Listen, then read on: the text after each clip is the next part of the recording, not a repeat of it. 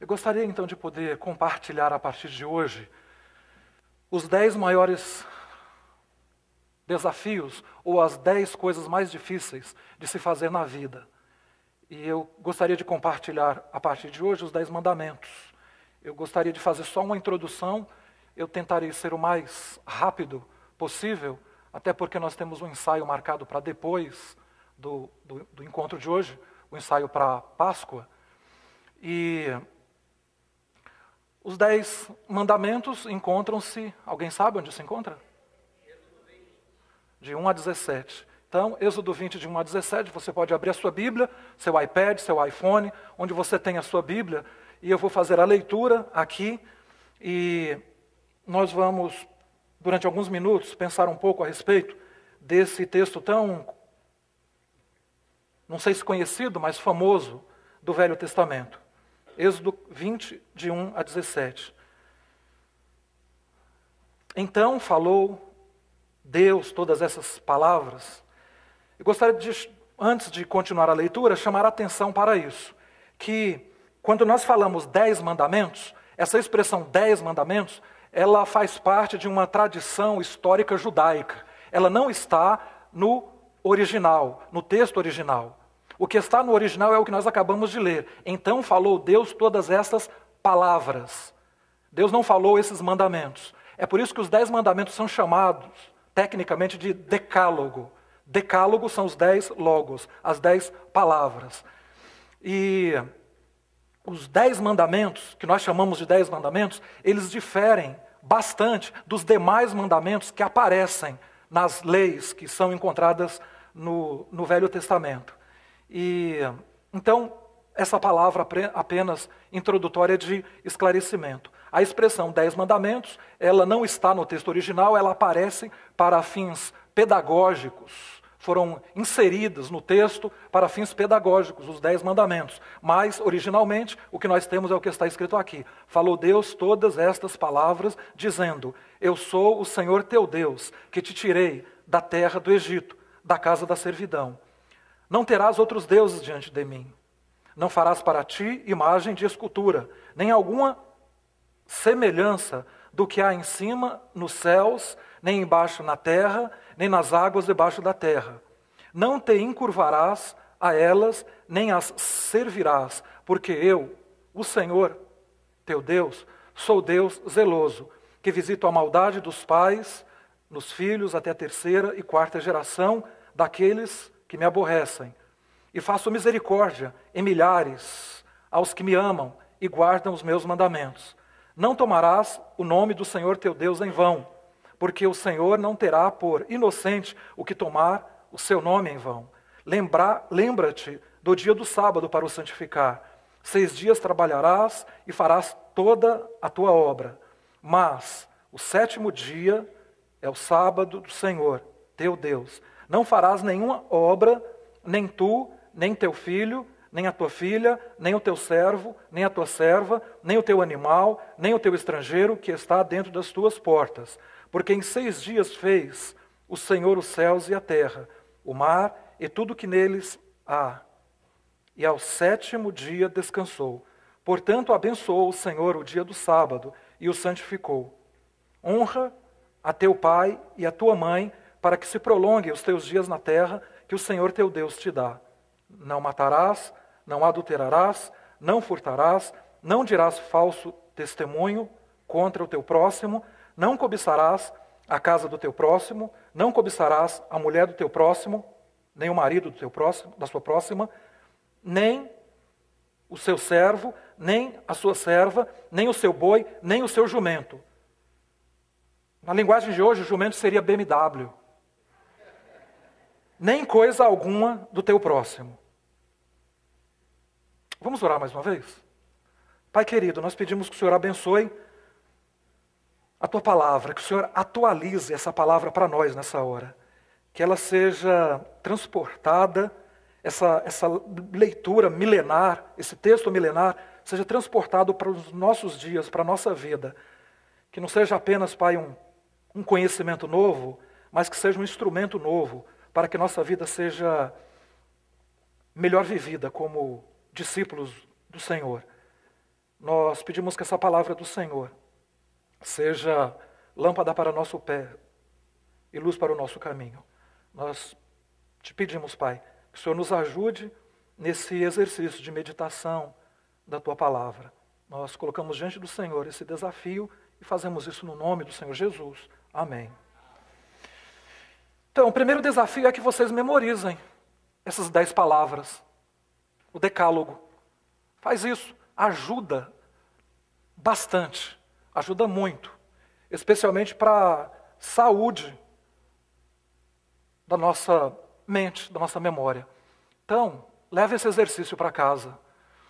Os 10 mandamentos, aquilo que nós chamamos de 10 mandamentos, podem ser encarados de diferentes formas. Eles podem ser encarados como, por exemplo, restrições, onde Deus se apresenta como um desmancha-prazer, alguém que traz impossibilidades de uma vida satisfatória. Então pode ser apresentado, encarado dessa maneira, como uma lista de restrições.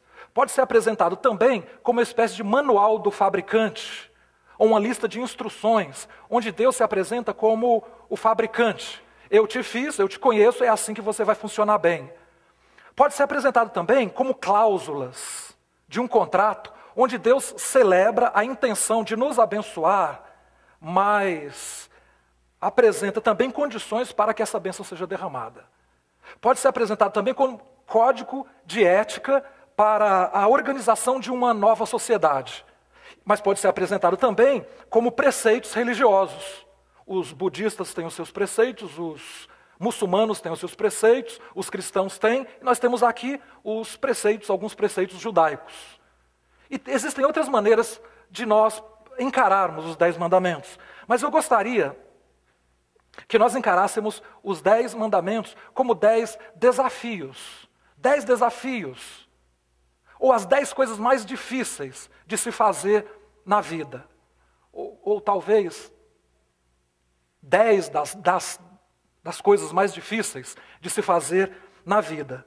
Esse tema, os 10 desafios, eu peguei emprestado de um médico, de um psiquiatra judeu, chamado Leonard Feder. Esse psiquiatra mora na Califórnia e ele trabalha com um discurso interreligioso e escreveu um livro sobre os 10 mandamentos com esse tema, os 10 desafios. Eu quero recomendar para quem tem interesse em estudar este assunto. Então, os 10 mandamentos. Por que 10 desafios? Por que 10 desafios? 10 desafios, primeiro, porque desafio traz para nós a ideia de um processo contínuo. 10 mandamentos é um padrão estático, são 10 mandamentos, uma tábua, um livro, e 10 mandamentos é alguma coisa que está lá, você cumpre ou se rebela, você cumpre e está cumprido, mas 10 desafios é um conceito dinâmico, é alguma coisa que faz parte da vida em todas as estações da vida, em todos os momentos, faz parte da minha vida no Brasil, nos Estados Unidos, onde quer que eu esteja, com 15 anos de idade, com 20 anos de idade, com 80, com 90, eu sou desafiado constantemente, o tempo inteiro, para cumprir essas 10 palavras. Segundo lugar, pode funcionar para mim como um checklist. Eu preciso de um diagnóstico. Quando você está andando e o seu carro quebra, imagina essa situação, você tem um checklist escrito ou então mental. A primeira coisa que deve se ver é se tem combustível. Então, a primeira coisa, tem combustível? Depois você vai ver se os cabos da bateria estão conectados, estão oxidados. Você tem um checklist. Quando as coisas vão mal no nosso mundo e na nossa vida, os 10 mandamentos podem servir como checklist, como uma lista de verificação, como uma lista para o diagnóstico. O que está acontecendo comigo? Será que eu tenho colocado outro Deus diante do Deus único e verdadeiro? O que está acontecendo comigo? Eu estou mentindo? Estou roubando? Eu estou não conseguindo lidar com os meus desejos? Por que minha vida está desse jeito? Pode ser usado como uma lista de verificação. pode ser usado também como desafio, como a voz da nossa consciência. Quando eu tenho dentro de mim essas 10 palavras, os 10 desafios, eu tenho dentro de mim uma voz que sussurra no meu ouvido: esse é o caminho da vida, esse é o caminho da justiça, esse é o caminho para o melhor, para a sua família. Eu tenho dentro de mim uma voz, não é uma tábua, não é um escrito, não é um preceito religioso, mas é algo que está dentro de mim e que funciona como parte da minha consciência. Em quarto lugar, são 10 desafios. Quando olhamos para eles como fonte de motivação. Eu sou motivado por alguma coisa que está dentro de mim e me desafia. E ninguém é motivado por motivação de terceiros, ainda que esse terceiro seja Deus. Os 10 desafios são, para mim, desafios. E aqui nós encontramos uma das raízes do legalismo. Legalismo é você fazer aquilo que os outros querem que você faça quando você não está com vontade. Mas quando você está querendo, você está motivado, isso deixa de ser legalismo. Você está automotivado. Os 10 mandamentos, como desafio, pode ser para nós isso. Fonte de motivação. Em quinto lugar, são expressões que nos ajudam a conter a nossa vida instintiva.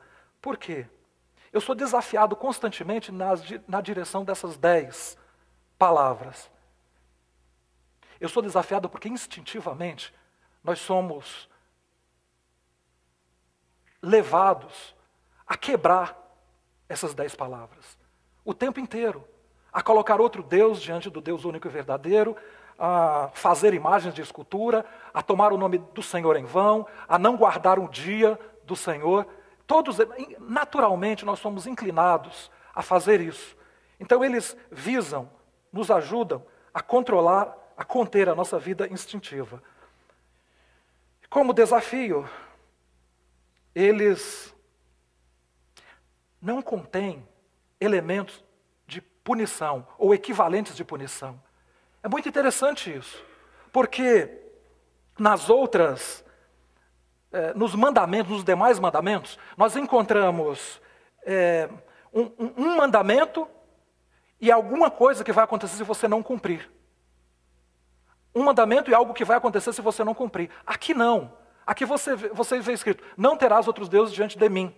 Não matarás, não roubarás, não adulterarás. Não está escrito assim: não adulterarás, porque senão vai acontecer isso. Não adulterarás, não roubarás, não porque vai acontecer isso. Não tem nada disso escrito aqui. É um desafio, e sendo um desafio, sem equivalente de punição, sem elemento de punição, traz para nós uma verdade, que a maior punição é não ser punido. A maior punição é você sofrer as consequências da transgressão. Tem pai que acha que dar chinelada é a pior punição. Só que não é. Chinelada, na Bíblia, é um ato de amor. É por isso que a Bíblia fala que o pai disciplina o filho que ama. Disciplina na Bíblia é um ato de amor. Agora, o pai que entrega o filho às consequências da transgressão, não ama. É mais ou menos assim: eu estou andando na direção de um abismo. E aí eu levo uma chicotada. Aí eu falo: doeu. Aí Deus vai falar assim para mim: eu sei que doeu, mas doeria muito mais se você caísse no abismo. A disciplina, na Bíblia, então, é vista como um ato de amor. E os 10 mandamentos são desafios. E funcionam melhor como desafios, porque você fica à sua disposição. Não faça isso. Não faça isso, porque é o melhor que você pode fazer para você.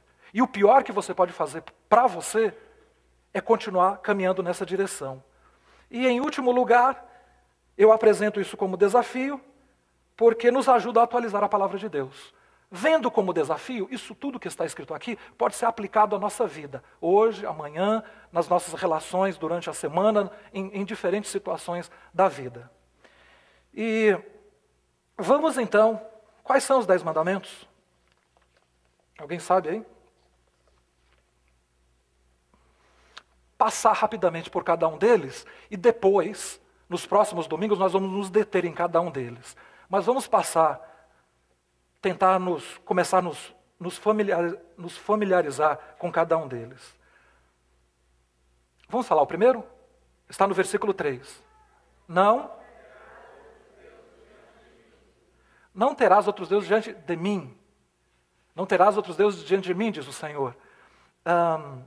O desafio aqui é, tenha satisfação apenas em Deus. E é interessante que Deus fala aqui está escrito assim, eu sou o Deus que te tirou da terra do Egito, da terra da escravidão, da terra da servidão.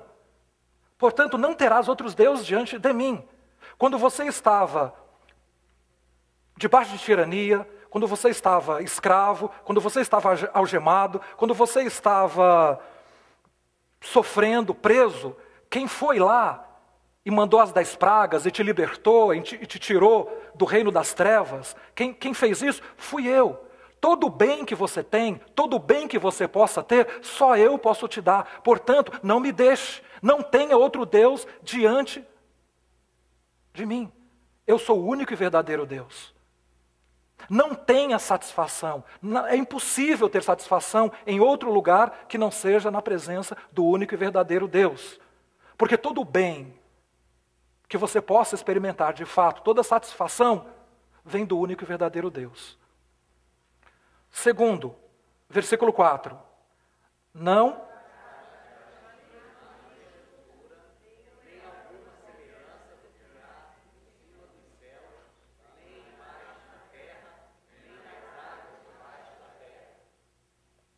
desafio, não limite Deus à sua capacidade de compreensão e manipulação. É muito interessante que aparece aqui seres que estão no céu, na terra e no mar, debaixo da terra. Aqui aparece uma abrangência de toda a criação. Não limite Deus a qualquer coisa que você possa compreender ou imaginar. Porque toda vez que você tentar fazer isso, Deus vai se transformar em um ídolo. Em um ídolo. Não tente compreender de Deus, porque Deus habita em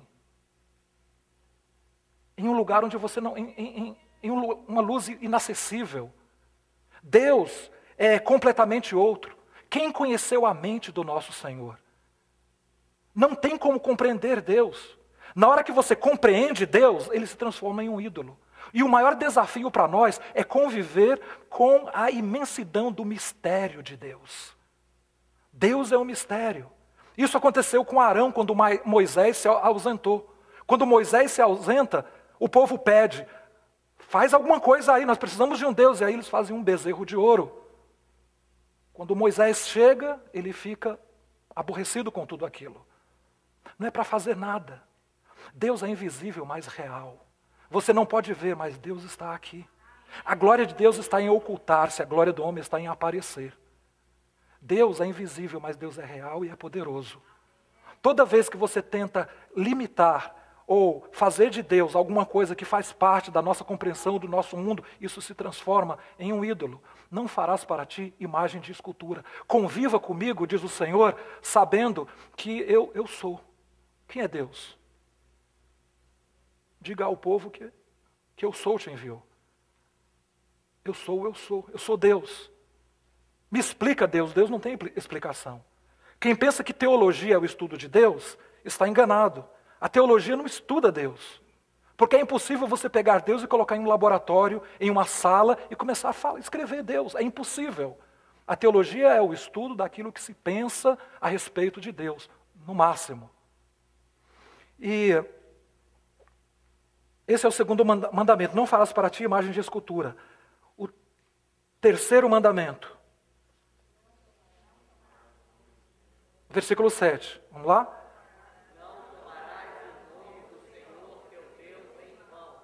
Não use a religião para encobrir as suas maldades. Não apenas a religião, o nome de Deus. Não use o nome de Deus para encobrir as suas maldades, as suas sombras, as suas contradições.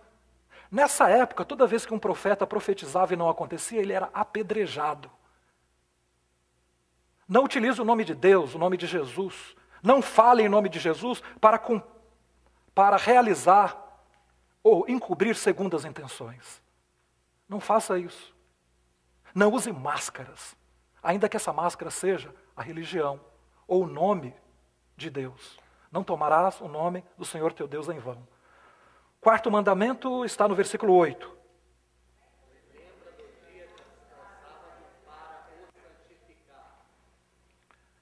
Lembra-te do dia do sábado para o santificar.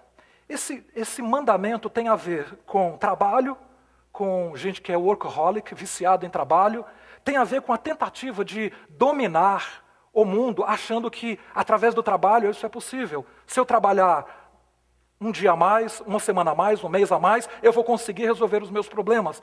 Não faça isso. 6 dias trabalharás, mas no 7º dia descansará. Mas não só isso, lembra-te do sábado para o santificar. Existe uma dimensão em nós, seres humanos, que precisa ser alimentada e cuidada, que é o contato com o transcendente, com o Deus único e verdadeiro. O sábado funciona mais ou menos como o submarino que sobe e abre a escotilha para, entre outras coisas, trocar o ar.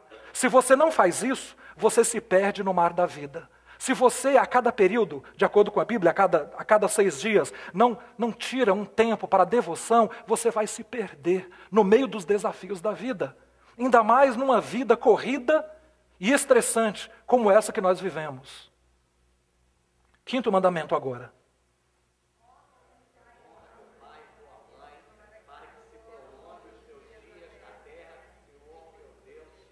Vamos ler todos juntos o versículo 12?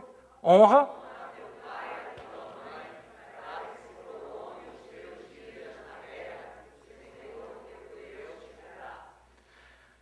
Em primeiro lugar, esse texto não tem nada a ver com longevidade. Não tem nada a ver com longevidade. Porque, pense bem, essa palavra é dirigida para um grupo de pessoas que ficou cativa durante 400 anos e que tinha como promessa uma terra prometida. Que terra é essa? Canaã. Canaã. Para que aumente os dias na terra que o Senhor teu Deus te dá, é para que te aumente os dias na terra de Canaã. Não é a vida no planeta Terra, mas a terra de Canaã. Não tem nada a ver também com filhos, bons filhos, filhos educados que cuidam do pai e da mãe. Esse mandamento tem a ver com a construção de uma cidadania responsável, com a construção de um país, com a constituição de uma nação. Esse versículo tem a ver com isso.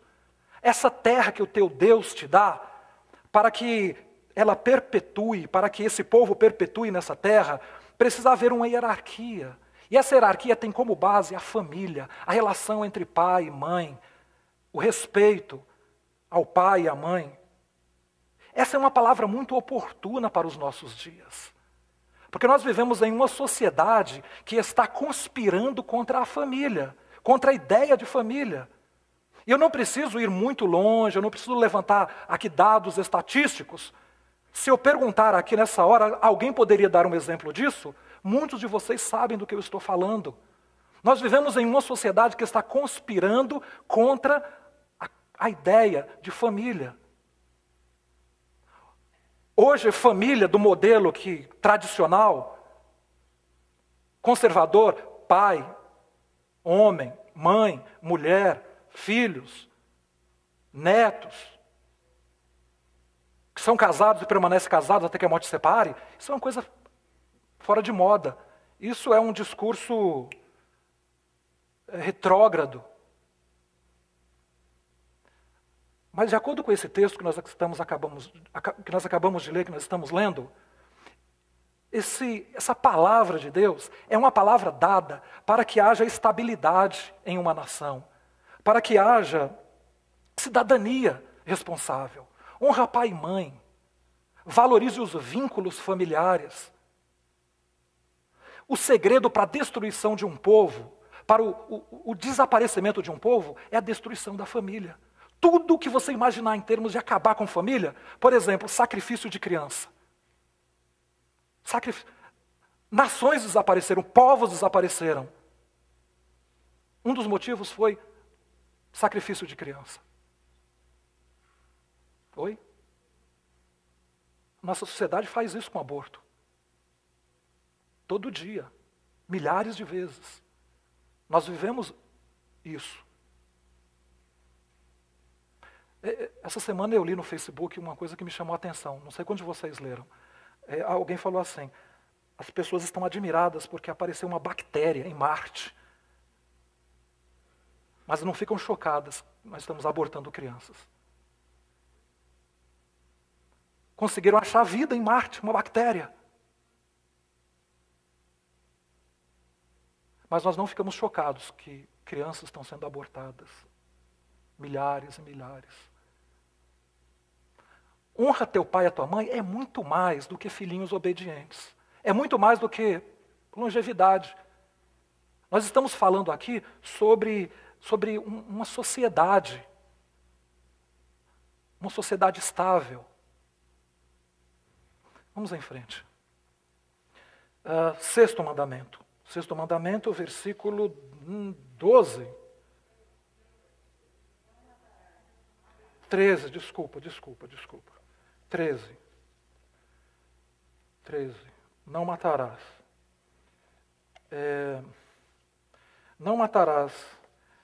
Quando nós lemos não matarás, nós estamos pensando não apenas na questão de pena de morte, não apenas na morte física. Mas o desafio aqui é não negar a ninguém o direito à existência. Porque às vezes nós matamos pessoas quando nós dizemos: eu não quero mais nem ouvir falar nessa pessoa. Não quero nem ouvir o nome dessa pessoa. Você não mata fisicamente, mas você mata na sua alma.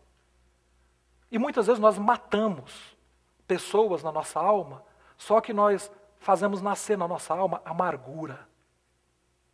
Não matarás é mais abrangente do que pegar uma arma e matar uma pessoa.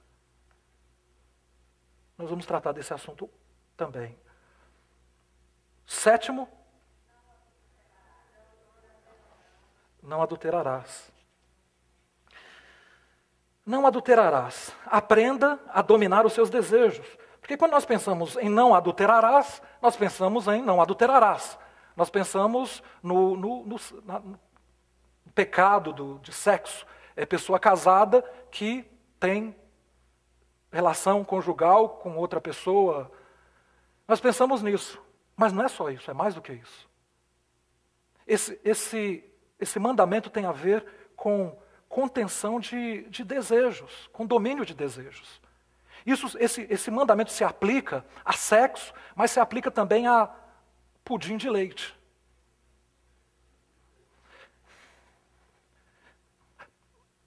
Olha só. Uma pessoa... Porque quem come a hora que quer, quem dorme a hora que quer e morde a hora que quer é cachorro. Né? É cachorro. Seres humanos não podem viver desse jeito. Uma pessoa, já perguntaram isso para mim várias pessoas. Solteiros e solteiras fazem isso. Pastor, o senhor acredita, né, que é possível eu ser plenamente feliz casando com fulaninho de tal? Eu falo, não. E nem fulaninho de tal tem essa possibilidade de ser plenamente feliz casando com fulaninha de tal. Ah, mas por quê? Por quê? Porque os nossos desejos, eles são ilimitados. E seres humanos são limitados. Os meus desejos e os seus desejos são ilimitados. Muitas de vocês que eu conheço aqui queriam só morar nos Estados Unidos. Depois que chegou nos Estados Unidos, queriam casar. Depois que casaram, queria ter filho. Antes ou depois de ter filho, queriam ter uma casa. Aí depois, outro tipo de casa. E depois, né, um jumento, né, um BMW. Por que essa frustração o tempo inteiro? Por que essa frustração o tempo inteiro? Porque nossos desejos são ilimitados. E aí o que a gente faz com isso? A gente tem que aprender a conter os nossos desejos. Porque nós não estamos vivos para que os nossos desejos sejam todos satisfeitos. Sabe por quê? Porque se você não souber conter o seu desejo, o que vai acontecer é isso. Você vai estar casado com uma pessoa que não vai te satisfazer plenamente, e aí você vai querer beber em outras fontes. E não vai se satisfazer. Vai continuar não se satisfazendo. Quem pensa que morar aqui ou morar ali vai trazer felicidade, vai saber em breve que isso não vai acontecer. Quem aqui já pensou que morar em determinada casa iria fazer você feliz? Geralmente a decepção é grande, não é? Quem aqui pensou que morar na América ia fazer você feliz? Olha aí, 1, 2, 3. Não adulterarás é muito mais do que adultério propriamente dito. É muito mais do que isso. Esse mandamento, essa palavra do decálogo, é uma palavra para nos ensinar a conter os desejos. E isso não tem a ver com milhares de anos, quando isso foi escrito e entregue. Tem a ver com hoje. Tem a ver com hoje. Você sabe do que eu estou falando. Você que me ouve sabe do que eu estou falando. Porque se nós não soubermos conter os nossos desejos, o tempo inteiro nós vamos estar cobrando. Você queria só casar, agora você fica reclamando do seu marido e da sua esposa. Você queria tanto casar com essa pessoa, e agora fica reclamando. Do quê? Por causa do tipo de trabalho dele. Aí ele consegue o tipo de trabalho, aí vem outro tipo de reclamação.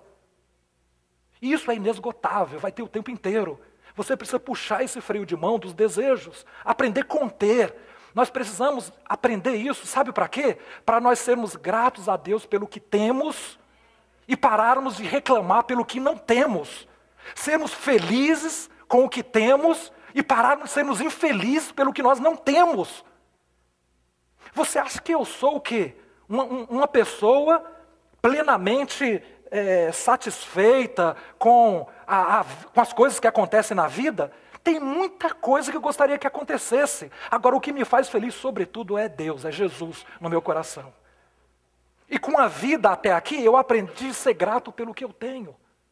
Existem algumas coisas muito importantes hoje que eu tenho e que eu queria muito ter. Eu gostaria de estar casado com uma mulher que eu pudesse me relacionar bem e que me acompanhasse durante toda a minha vida. Até aqui Deus tem me abençoado. Houve um tempo que eu queria ter filho, eu queria um só pelo menos. Deus me deu 3. Eu tenho Jesus, tenho esposa e tenho 3 filhas. Gente, o restante são adereços, são outras coisas assim que eu tenho o essencial. Eu tenho 2 opções, ou eu vou ficar reclamando pelas outras coisas, pelo tipo de casa, pelo tipo de carro, pelo tipo de roupa, ou vou ser grato pelas coisas que Deus tem me dado. Não é interessante o que Deus está propondo? Alguma coisa que faz bem para a vida nossa. Isso aqui não é uma exigência, um peso, um preceito religioso. Deus está falando sobre coisas que podem, de fato, nos trazer a tal da felicidade que nós ficamos procurando. Qual foi mesmo o mandamento? Foi o 7º, né? Não adulterarás. O 8º?